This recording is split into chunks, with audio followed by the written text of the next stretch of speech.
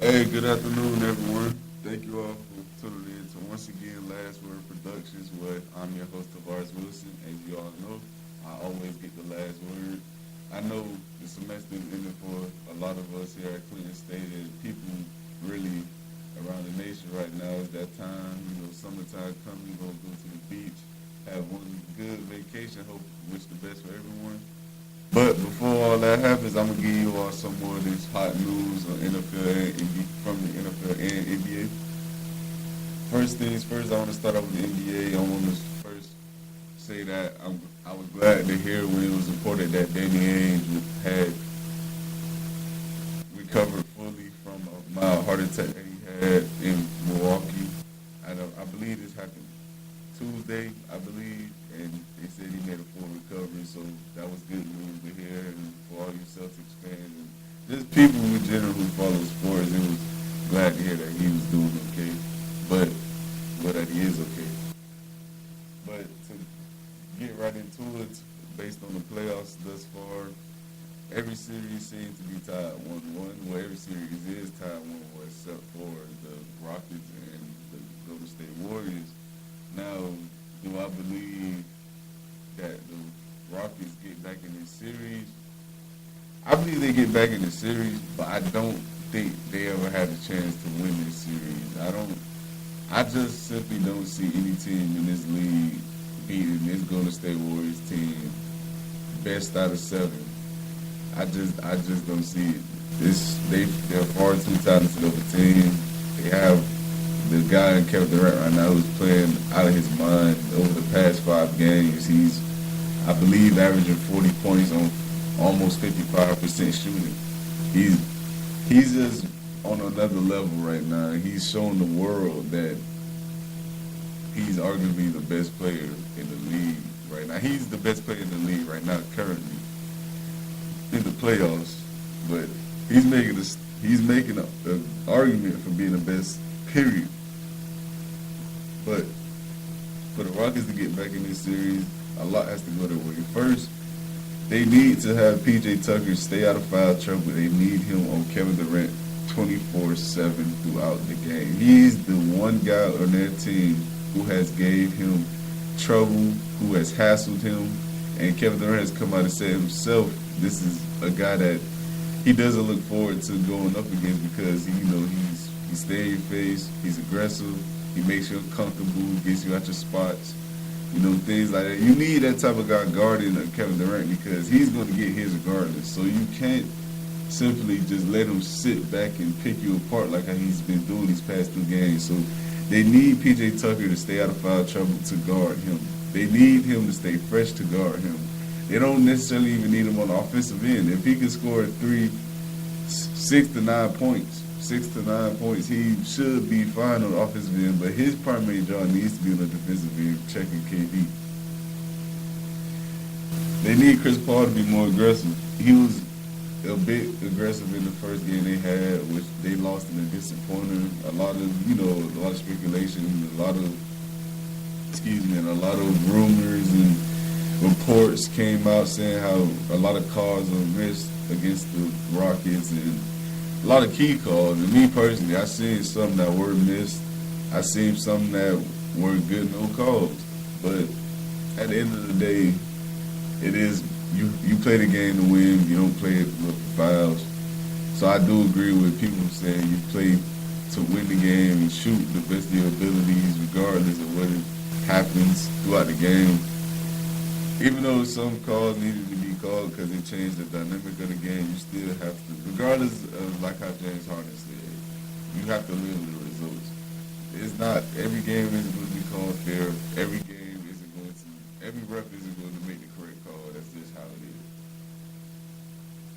is. And they need more contribution from their bench. I believe they've been getting pretty good minutes with Renee, but outside of him, their bench has been limited. Honestly, Jared Green needs to step up. Amon Shumpert needs to step up. House needs to step up. Austin Rivers. They need these guys to each give them 9 points, 6, 9 points. They need all those guys to at least least combined for 30 a night because you're not going to beat the Warriors defensively. You're not. They're too talented of a team for you to hold them under 100 points in the game. That is not going to happen. But you can. Your best bet is to outscore them or match them in scoring. That's why Chris Paul needs to be more aggressive. He needs to find his shot. He needs to develop a rhythm, and that's why they need more scores off the bench because, like I said, this is too far of a talented team for you to believe you're going to hold them to a certain amount of points. That's not about to happen, especially when you have two MVPs, another great shooter, and you have Andre Iguodala and Draymond Green both averaging double figures in this series, playing extremely well. And then they have their dark horse still in Sean Livingston, who I believe is good enough of backup point guard in this league as you can get. But they simply need more out of their bench. They need to be able to contribute more than just trying to hold these guys to a certain amount of points. They need to be able to score themselves. Now, for my end result for this series, I think the Warriors win in 7. I don't believe the Rockets are getting swept. I don't believe they're only going to come out with 2 games. I believe they win 2 straight at home as they go home for the next 2 games. But it's going to be rough for them. I mean, if they were to win this series miraculously, I would be amazed. But they have a lot of ground to make up thus far. And for the rest of the series, who wins them out of the Raptors and the 76ers, I had the Raptors in 7. Kawhi Leonard is just the best player on the court each and every night in this series. He's a guy that plays both ends at a high level. He's a guy who is right now averaging 31 points in the playoffs. He's been shooting the 3 ball extremely well. He's playing both ends at a high level. And he's simply willing his team to victories. Kyle Lowry has progressively gotten better throughout each and every game they played. But he hasn't been that all-star caliber point guard that you expect him to be, or he should be. And Danny Green, Serge Ibaka, Marc Gasol, these guys, they have to contribute more because right now it seems as if Pascal Siakam and Kawhi Leonard are the 2 biggest contributors on this team right now, and they simply need more from everyone else. This is a well-structured team. They have shooters. They have good defenders. They need to be able to live up to this potential they have in order for them to get out this series. And I do believe they can live up to the potential. I do believe this is a good team. But they just have to, I don't know if it's because of chemistry. I don't know if it's just nerves or whatever the case may be, but they have to simply be better as a unit together. But I have them winning in 7 nonetheless. Blazers and Nuggets. I think the Blazers win this series in 6. I simply don't believe the Nuggets have enough star power to compete with the Blazers. I believe the Blazers are a well-orchestrated team. I believe they're developed well. I believe that my dark horse I had on this team was Enes Kanter. He's been playing extremely well. He's always been one of the better offensive rebounders in this league. He's one of the better rebounders in the league, period. His numbers may not show it all the time, but he's a guy who works on offensive end, whether it's scoring, getting rebounds, setting good screens. He's developed a good little pop mid-range shot. So he's a guy who can be a sleeper for this team. And then you have your star power in a guy like Damian Lillard. Then his on-edge star player, not really necessarily a star player, but a good player, and C.J. McCollum. I believe they play together well. Ronnie Hood, Steph Curry coming off the bench. I believe those guys are good bench contributors. I believe Anunui and Harkless, they could improve a bit, but they play their roles as well. They're both for the defensive side, and they both do pretty good work on the defensive end. So I believe they win this series in 6. I just don't think the Nuggets have the star power to beat this team. I like players. I like the players they have in Jamal Murray and Gary Harris and these guys in that backcourt. Some guys who come off the bench and Craig and even with Jokic, who was their star player, and Paul Millsap, who was a good player himself. But I don't see anybody on that team who ultimately change the game. They all just support and play together well. Nick Jokic could possibly be that for them because he's their best and because he is a good center. But he plays too conservative at times for me. He's not a guy who's going to demand the ball and simply take over the game and carry the team if need be. He doesn't come off as that type of player for me, and I'm not sure if they have that type of player on their team. Period. They just squeezed by the Spurs, who they honestly should have beaten within 4 or 5 games because the Spurs, not only do they have better talent than the Spurs have been dealing with injuries all season. I believe Derek White was their third string point guard. I mean, he's developed into a good guard, but this is a guy who Jamal Murray should have easily won his matchup against.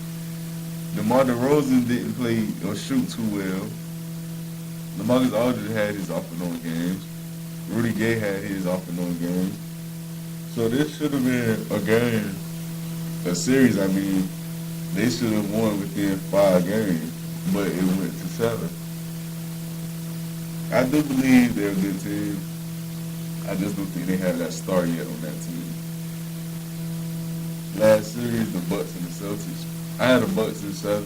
Both teams impressively beat one another by 20-point margins within the first 2 games.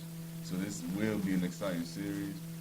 I just believe the Bucks take this series because they seem to have found their rhythm that they had the first round. I believe that first game they didn't play as well because they put themselves on such a high pedestal and were kind of overconfident, arrogance. And I believe that when they got knocked back down to earth by the Celtics, I believe I was a wake-up call for them. Like, no one is going to hand us anything. We have to work to get where we want to be. It's the reason why this team had the best record in the league. They're a well-structured team. I like the fact that they added Mirotic. I like the fact that they have a guy, Brook Lopez, who can stretch the floor for them and help them on the defensive end. I like Eric Bledsoe. They should be getting Malcolm Brogdon back soon, who I believe is their second best player when he's healthy. Chris Middleton is improving. He's showing you he's improving. And last but not least, arguably the MVP of the league, Giannis Antetokounmpo, he's found his game again, and he's starting to knock down jumpers, and that's the Celtics' biggest fear because they're letting him shoot. If he were to start consistently knocking down those threes and those jump shots that they're giving him, they're going to eventually have to adjust to it, and when they adjust to it, he's just going to drive more. He's going to get what he wants, what he's comfortable with. So the Celtics, honestly, they have by far one of the most talented rosters in the league. I just don't see them getting past this Bucks team currently because the Bucks are too well maintenance and they're too well coached. They have good support characters, and they have a guy, Giannis Antetokounmpo, who wants it. He's a guy who plays with grit and he gives it his all each and every night. Regardless if he's scoring, defending, rebounding, he's doing everything on the floor. Each and every night he's doing everything on the floor, and that's why you root for guys like this, and that's why a guy like this usually succeeds in this league because he plays harder than anyone else. Okay, going on to the NFL. I'm going to talk a bit about the NFL draft. Who had the best draft? Who had the worst draft to me? And I'm going to start off with the best draft. I believe the Denver Broncos had the best draft because I love their first 3 picks.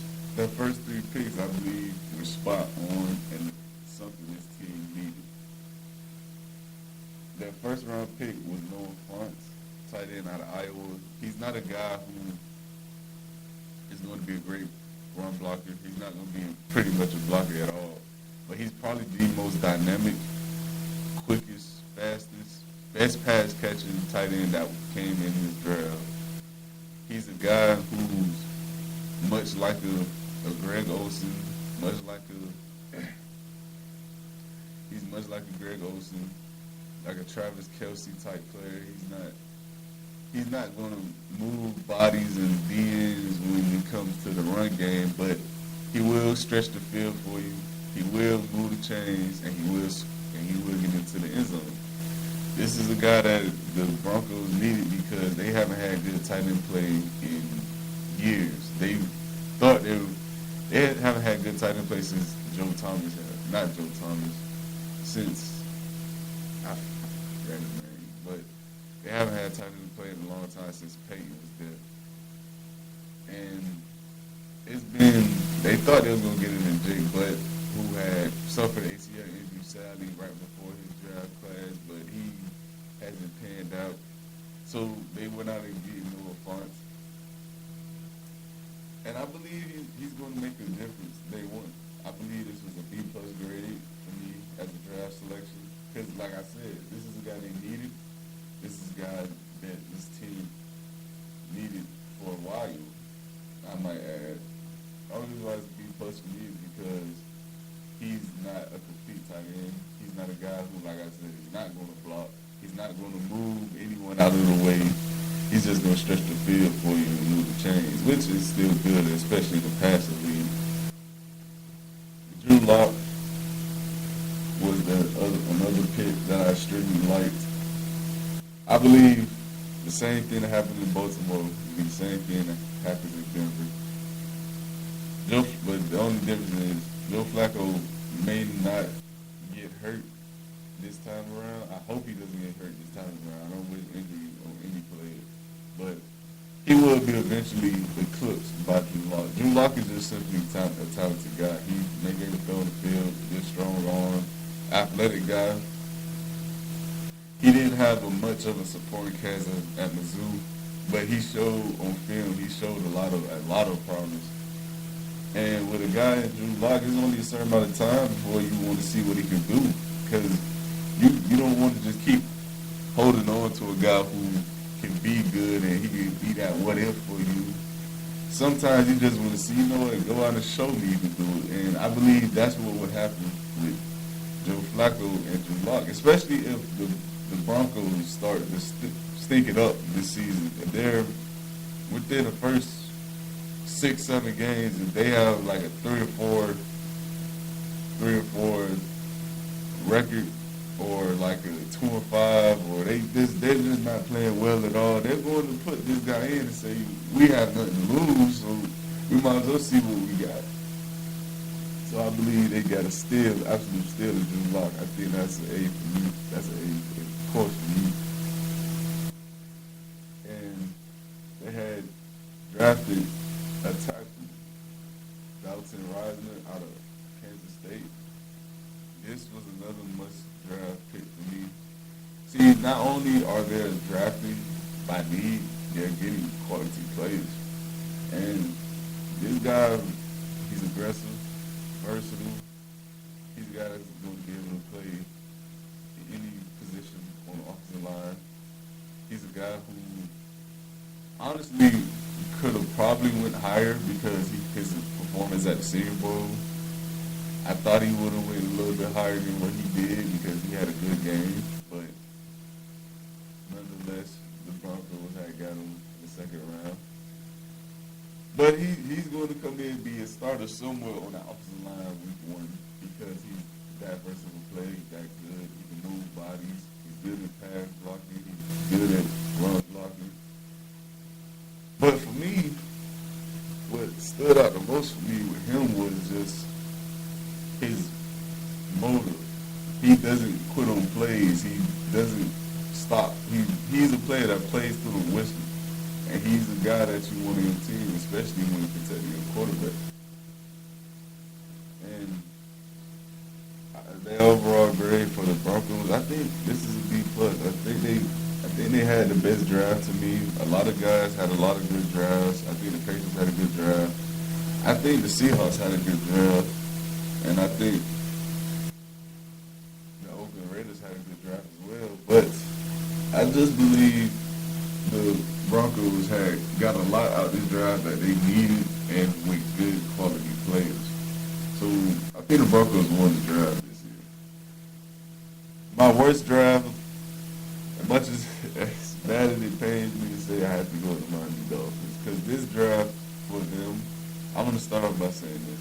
This draft for them wasn't based on getting quality players this draft. This draft to me was a prep for next year's draft in free agency. They cleared up. They got a lot of picks. They cleared up a lot of cap space, and they got a young quarterback in Josh Rosen who they just want to simply give a chance to. I mean, he may or may not pan out, but he's not causing this club losing to anything. I believe he's only going to be getting paid for out of the Dolphins like $5 million. That's in NFL standards. That's chump change. I mean,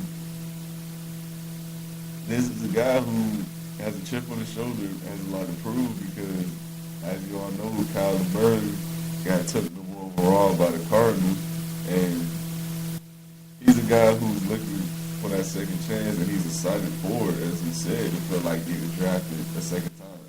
So he's a guy who's going to play with a bit of an edge. I look for him to play a bit better than he did his rookie year.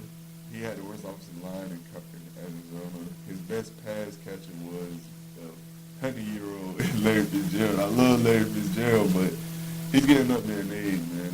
They had little to no young talent on their team. But I do believe he can be decent with the Dolphins. I don't think he can be a game-changing quarterback, but I think he will be better than he was last year. Christian Wilkins was the Dolphins' first overall pick. First draft pick.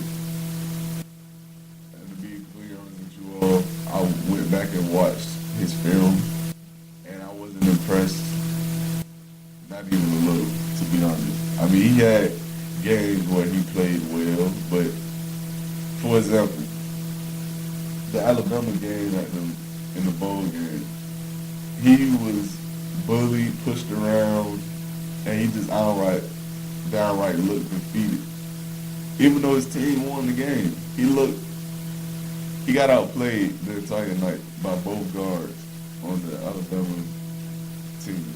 And for the guy that goes 13 overall, I don't need a guy who isn't a mauler or isn't dominant in the sense of he had a few glimpse plays here and there where he looked good, but overall he didn't play a good game himself.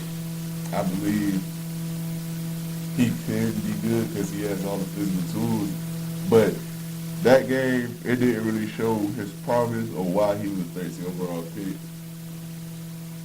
against one of the better teams in the country. So I expect him. This is one of the games that you really look at a player to see what you're really getting because he's going to get NFL caliber talent. And I wasn't impressed with what I saw.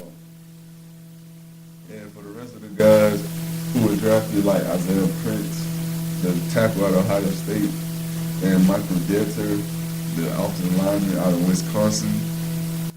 Those two guys, to me, have to develop quicker than any other player that they have drafted in this draft. Because the offensive line needs work. It needs to improve now. And they have a lot riding on it, especially with them bringing in the young quarterback in Josh Rosen, who they have seen is not going to play extremely well if he doesn't have the protection. I mean, no quarterback will play their best if they don't have the protection, but some do play better than others, and he's one of the guys who don't. So they need those two guys to come in and play well off the bat. They have to, because if they don't, you'll be looking at another Arizona Cardinals season, but just with the Dolphins, it's tough. said, this draft for me, I'm gonna give it a C minus. I believe the Dolphins weren't necessarily addressing needs. They were more so clearing a space for the next year's free agency and draft. Right now they are sitting on 12 draft picks right now, which you can do whatever with. I mean, 12 draft picks is a lot of draft picks. So they could do whatever with those picks right now. They could trade them, get a play out of them, something. But this is a team that I believe knows they're tanking, even though they're not allowed to say things like that. I know for a fact this team is tanking. I know for a fact this team will not finish over 500 or even be 500. This is a team who will have a top 3, top 5 pick, and that's when I believe they find their future quarterback. But thank you all for tuning in once again. I hope you all enjoy the rest of your semester. I hope you enjoyed the show. Be sure to tune in to some of these other shows we have here at the Clay State Internet Radio. And I see you all in the next one. Have a great summer.